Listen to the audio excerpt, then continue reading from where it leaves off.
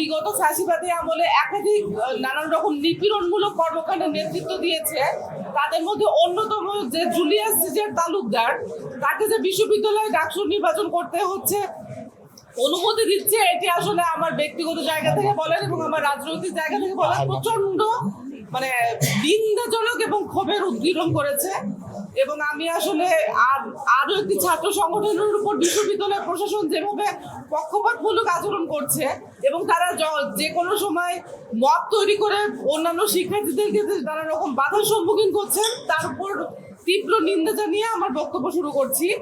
যেরকমটি আপনারা আমাদের প্যানেল ঘোষণা জানলেন, আমাদের এই অন্তর্ভুক্তিমূলক প্যানেলটিতে আমরা সব রকম প্রতিনিধিত্ব রাখার চেষ্টা করেছি এবং আমি বিশ্ববিদ্যালয়ের শিক্ষার্থী যারা ভোটার আছেন তাদের কাছে অনুরোধ করব যে আমরা যারা প্রতিরোধের মুখ, আমরা যারা দীর্ঘদিন ধরে নানান রকম আন্দোলন সংগ্রামের সামনে থেকে নেতৃত্ব দিয়েছি, আমরা যারা 24-এর পরীক্ষিত যোদ্ধা, আমরা যারা 24-ই কেবল নয়, আমরা যারা এর আগে থেকেই নানান রকম গণতান্ত্রিক লড়াইয়ে একইভাবে যুদ্ধ করে এসেছি, আপনারা আমাদের পাশে থাকবেন এবং আপনারা 19 সেপ্টেম্বর আপনাদের 9 সেপ্টেম্বর আপনাদের এই সমর্থনটি আমাদের প্রতি জ্ঞাপন করবেন। ধন্যবাদ।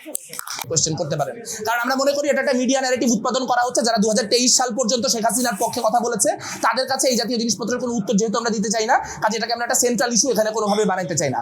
আমরা আপনাদের জায়গা থেকে বুঝতে পারি যে যেহেতু এটা একটা গুরুত্বপূর্ণ আলোচনা এবং আলোচনার সামনে এসেছে, আপনারা ইমি আপাকে প্রশ্ন করতে চান, সেই প্রশ্ন আপনারা এখানে প্রেস কনফারেন্স করার শেষে ইমি আপাকে আলাদা করে করতে পারেন। কিন্তু এই বিষয়ে আমরা এখান থেকে কোনো উত্তর দিয়ে ফার্দার এটা নিয়ে যে একটা কন্টিনিউয়াস আলোচনা, সেই আলোচনার মধ্যে যাব না, কারণ তার মধ্যে দিয়ে আমাদের যে এজেন্ডা এবং ম্যানিফেস্টো সেটার থেকে আলোচনা ডিস্ট্রাক্টেড হয়ে বারবার করে এখানে ফিরে যাবে। এটাকে আমরা একটা ট্র্যাপ হিসেবে মনে করছি।